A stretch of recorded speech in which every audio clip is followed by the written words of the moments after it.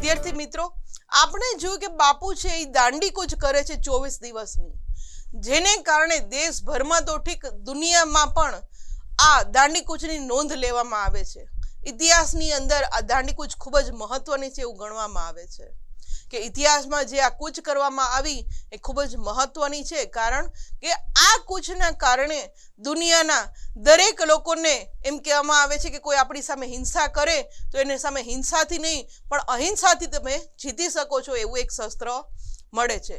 અને આ શસ્ત્ર આપનાર હતા આપણા મહાત્મા ગાંધીજી, જેના કારણે દેશભરના વિવિધ આંદોલનો શરૂ થયા. આ એક દાંડી કૂચ થઈ જેને કારણે આપણા દેશની અંદર બીજા પણ આંદોલનો શરૂ થયા. તો ચાલો બીજા કયા કયા આંદોલનો શરૂ થયા એ આપણે જોઈએ.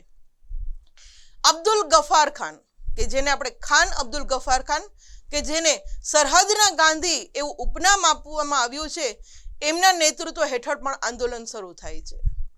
મુંબઈ પાસે વડાલાની પીઠ ઉપર નાગરિકોનો હુમલો થાય છે.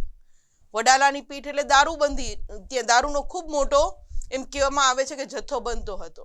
તો આ પીઠ ઉપર નાગરિકો ખુદ હુમલો કરે છે કે આવી પીઠ હોવી જ ન જોઈએ. દિલ્હીમાં કસ્તુરબા ગાંધીના નેતૃત્વ હેઠળ દારૂબંધી માટે પિકેટિંગ થાય છે. એટલે કસ્તુરબા ગાંધી, આપણને ખ્યાલ છે કસ્તુરબા ગાંધી એટલે મહાત્મા ગાંધીજીના પત્ની. આ કસ્તુરબા ગાંધી પણ છે પોતે પણ દારૂબંધી માટે પોતે આંદોલન શરૂ કરે છે દિલ્હીની અંદર. સુરતના ધરાસણા અને વિરમગામ વિસ્તારમાં થયેલા મીઠાના સત્યાગ્રહો, સુરતની અંદર પણ આપણને ખ્યાલ છે કે દરિયા કિનારો મોટો છે, ત્યાં પણ મીઠાના સત્યાગ્રહો કરવામાં આવે છે ધરાસણા અને વિરમગામના વિસ્તારની અંદર. સરકારી નોકરીઓનો ત્યાગ કરે છે લોકો કે આ નોકરી જ ન જોઈએ. આપણે સરકારના નોકર બનીએ છીએ ત્યારે આપણની ઉપર જુલ્મ કરે છે ને, એટલે ઘણા બધી લોકો છે સરકારી નોકરીનો ત્યાગ કરી દે છે કે એને કામ કરવા વાળા જ નહીં મળે તો એની સત્તા કઈ રીતે ચાલશે. આવું વિચારીને લોકો સરકારી નોકરીનો ત્યાગ કરી દે છે.